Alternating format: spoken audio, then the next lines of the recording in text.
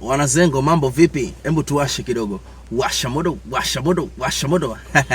Sasa ndugu zangu wanazengo, leo nataka tuizungumzie Toyota Harrier Anaconda.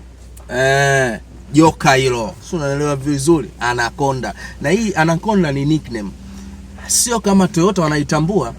Hii ni nickname ambayo inatambulika kwenye baadhi ya masoko. Ikiwemo Tanzania ndo inafahamika kama Anaconda. Si unaelewa vizuri? Na Harrier hapa waliangalia na wakaona kwamba tubadilike sasa, kwa sababu matoleo yote ya nyuma ya Harrier hayajawahi kuwa makali kama toleo hili la Anaconda. Yani Harrier Anaconda ni kali sana. Alafu sasa itakushangaza kwenye injini yake, ndugu yangu. Yani gari kali kama hii, lakini unaambiwa ina injini ya 1998, yani 2000 cc. Si unanielewa vizuri? Toyota Harrier hiyo Anaconda ina injini ya 2000 kamili. Unaambiwa injini ya 2000 kamili inakula mafuta kwa lita kilomita 12 mpaka kilomita 14. Unaweza ukaona ni jinsi gani inakula mafuta vizuri, ndugu yangu mwanazengo. Si unanielewa? Japokuwa kuna baadhi ya Anaconda zina model ya hybrid. So unaelewa vizuri? Lakini hizi zinakuwa zina 2500.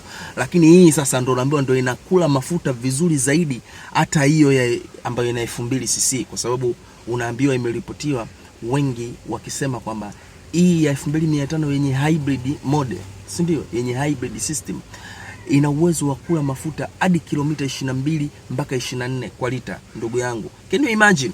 Toyota Harrier Anaconda hiyo, unashangaa? Ndio hiyo Anaconda hybrid hiyo. Mambo ya umeme, kwa sababu ukishaambiwa hybrid, yani mafuta kidogo, umeme mwingi. Si unanielewa vizuri?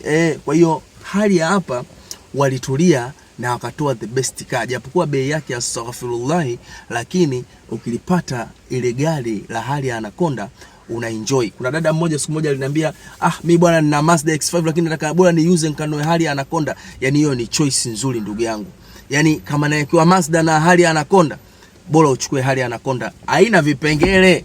Si unaelewa vizuri? Wewe unajua Harrier wenyewe jinsi ambavyo walivyo gari zao. Yani kama unakuwa mtunzaji mzuri, unaenda vizuri, gari unaizingatia, wewe kazi yako inakuwa kumwaga oili, tunakubadilisha filter. Si unaelewa vizuri mwanazengo? Na sana wenyewe wanakuambia hii Harrier Anaconda ukiipata ile ya 2015 ile, yani ile pale sasa ndo unyama zaidi, ndugu yangu.